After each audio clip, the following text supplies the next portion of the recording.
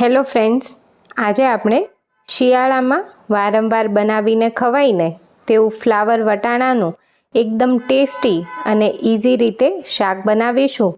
આ શાક થોડું કોરું બનશે, તમે લંચ બોક્સમાં પણ આપી શકશો અને શાકમાં એક સિક્રેટ મસાલો એડ કરીશું ને એટલે એકદમ ટેસ્ટી શાક તૈયાર થશે.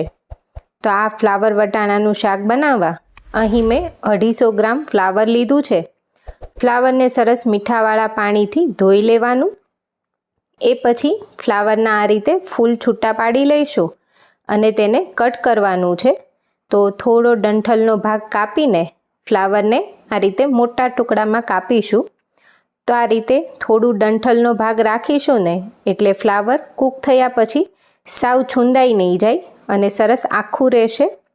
તો આવી જ રીતે મેં બધું જ ફ્લાવર કટ કરી લીધું છે અને આટલા ફ્લાવરની સામે 1/2 કપ જેટલા વટાણા લઈશું. અત્યારે મેં આ કાચા વટાણા લીધા છે. એકદમ સરસ શિયાળામાં વટાણા મળતા હોય છે. તો હવે શાક બનાવવા માટે એક કડાઈમાં 2 મોટી ચમચી તેલ ગરમ કરીશું. તેલ સરસ ગરમ થાય એટલે તેમાં 5 ચમચી રાઈ નાખીશું. રાઈ એકદમ વ્યવસ્થિત ફૂટે પછી તેમાં અડધી ચમચી જીરું, 5 ચમચી હિંગ અને અડધી ચમચી સિક્રેટ મસાલો એટલે કે આ મેં મેથીયો મસાલો લીધો છે, જે ખાટા અથાણાનો મસાલો હોય ને એ. આ મસાલાથી શાકનો ટેસ્ટ અને તેની સુગંધ એકદમ સરસ આવે છે. તો આ ચોક્કસથી નાખજો.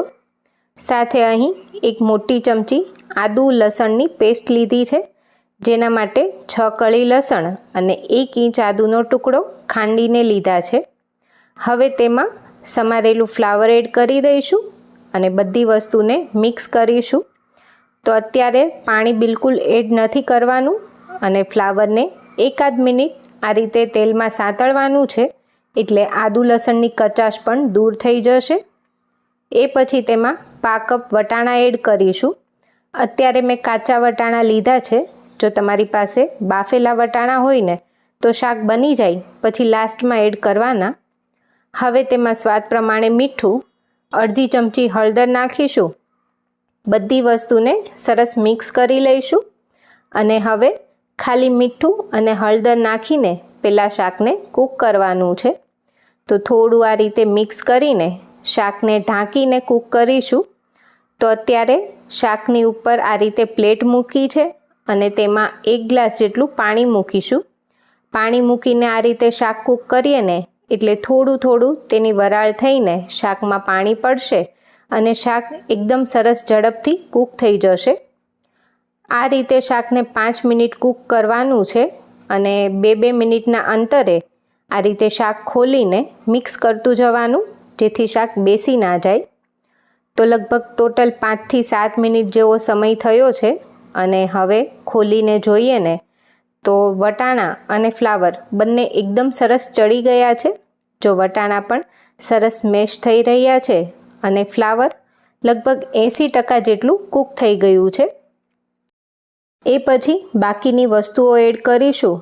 તો અહીં 2 મીડિયમ સાઇઝના ટામેટાને સમારીને લીધા છે. ટામેટા ફ્લાવર કૂક થઈને એ પછી જ એડ કરવાના છે. સાથે 5 ચમચી જેટલો ગોળ એડ કરીશું. આટલા ગોળથી શાક ગળ્યું બિલકુલ નહીં થાય, પરંતુ જે ટામેટાની ખટાશ છે ને એ સરસ બેલેન્સ થશે.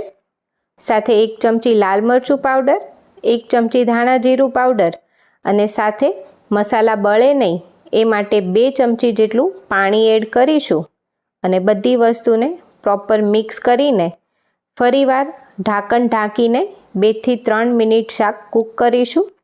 આ સમયે પ્લેટ પર પાણી રાખવાની જરૂર નથી અને 2 થી 3 મિનિટ પછી શાક ચેક કરીએ ને તો એકદમ સરસ ફ્લાવર વટાણાનું શાક બનીને તૈયાર છે. અત્યારે શાક થોડું કોરું બનાવીએ છીએ એટલે તેમાં રસો ઓછો રાખ્યો છે. તમારે જો રસાવાળું કરવું હોય તો એ રીતે પણ બનાવી શકાય. તો તૈયાર છે એકદમ ટેસ્ટી અને ઝટપટ તૈયાર થતું ફ્લાવર વટાણાનું શાક. એકવાર આ રીતે જરૂરથી ટ્રાય કરજો. શિયાળામાં ખાવાની ખૂબ મજા આવશે અને મને કમેન્ટમાં જણાવજો તમને આજની રેસીપી કેવી લાગી.